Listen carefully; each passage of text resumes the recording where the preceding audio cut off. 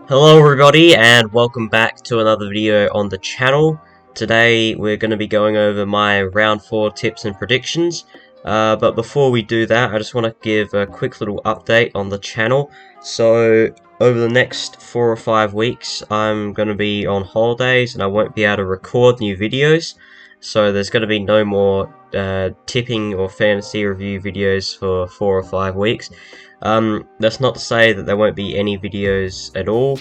I have a couple of pre-recorded videos and I plan to pre-record a couple more before I go away. So I'll upload those whenever I feel like it, really, whenever I am able to. But yeah, there's going to be I can't record any new videos, so yeah, there's going to be no tipping videos for a while, so I thought I'd update you all on that, and I'll make a community post going over what will happen as well. But yeah, without further ado, now we've got that out of the way, let's go over my tips for the round.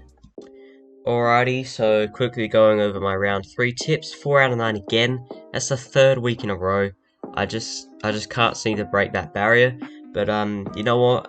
Consistency, that's what it's all about. We just got to be consistent, and it doesn't matter what score you get as long as you're consistent. That's all good. That's how it works, right? Yeah. So Brisbane, I don't know what happened there. Collingwood, they won. North Melbourne, didn't expect them to lose, to be honest. I also didn't know they had Luke Davies-Uniacke out, so that didn't help. Carlton, they won as expected. St Kilda, I changed my tip to them in the end. That was a wise choice. Port Adelaide, I was very surprised to see them lose, especially when they took the lead late, or about halfway through that last quarter. I thought they were going to roll over the top of Adelaide, but in the end the opposite happened. Gold Coast, I did not see this one coming at all. I thought there was no way they would win this game, but here we are. And Sydney, I should have stuck with my tip for Melbourne. Bad idea changing it in the end. And Fremantle got the job done comfortably against West Coast. Okay, so getting into my explanations for my tips for this round, I'm going to try and keep them a bit shorter this week. I don't have as much time. But yeah, Brisbane taking on Collingwood at the Gabba. Collingwood would definitely be going in favourites for this game. But I'm going to tip Brisbane on this one. It's at the Gabba. They seem to play a whole lot better at the Gabba than they play anywhere else. And I mean, it's only 3 rounds in, but Collingwood, they've got to be due for a loss eventually, surely. But I could absolutely see them winning this one. But I'm going to go with the upset here and tip Brisbane by 11 points. North Melbourne taking on Carlton on the Good Friday. I mean, fairly simple result, you'd think. I'm going to go Carlton by 40. I think they should get the job done comfortably. I don't really need to explain anything else. They will have Jai Simpkin back. I don't know about LDU. I don't know how long he's out for. I didn't even know he was out in the first place. So, yeah, but I don't think that will make too much of a difference. Adelaide taking on Fremantle now. This will be an interesting game. It's at the Adelaide Oval. Both teams coming off their first win of the season last week in respective crosstown rival matchups. I'm going to back in Adelaide. I've been very bullish on them all off-season. I was pretty excited going into the season, and now I've recaptured that excitement for them after they won that showdown. They put together what they did in the first half against GWS and what they did in the second half against Richmond, and they compiled it all into one full game of good footy, and they got their first win. And honestly, I think if they play like that again, they should beat Fremantle. It's at home, so I'm going to tip them, and I'm going to tip them by 15 points. Richmond taking on the Bulldogs now. Bulldogs coming off their first win of the season. Richmond their first loss. I think Richmond will bounce back. It is at the MCG, okay. And I'm gonna, yeah, I think they should win this one pretty comfortably. I still rate them as a lot better of a side than the Bulldogs. I'll go Richmond by 38. St Kilda taking on Gold Coast now. If Gold Coast hadn't have beaten Geelong, I'd be saying this would be an easy win for St Kilda. But they beat Geelong, and that makes it just a little bit more interesting. I'm still going to tip St Kilda though. I think there's definitely a better side than Gold Coast, and I'll tip them by 16 points in a fairly low scoring match. I think, yeah, quite often these teams match up in close games. At one stage, they played off in like 3 or 4 games where the margin was decided by less than a goal. So it'd be nice to see an exciting game like that again. And I think St Kilda should win. Both of these teams coming off disappointing losses. At the SCG, I would expect my boys to get it done. Port Adelaide have had the wood over us in recent times, but that's all been at Adelaide Oval.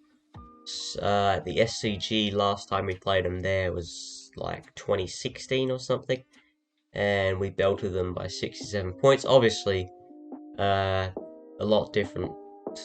Both sides playing a lot different to what they are now, but I'm going to tip us to get it done, and get it done by 23 points.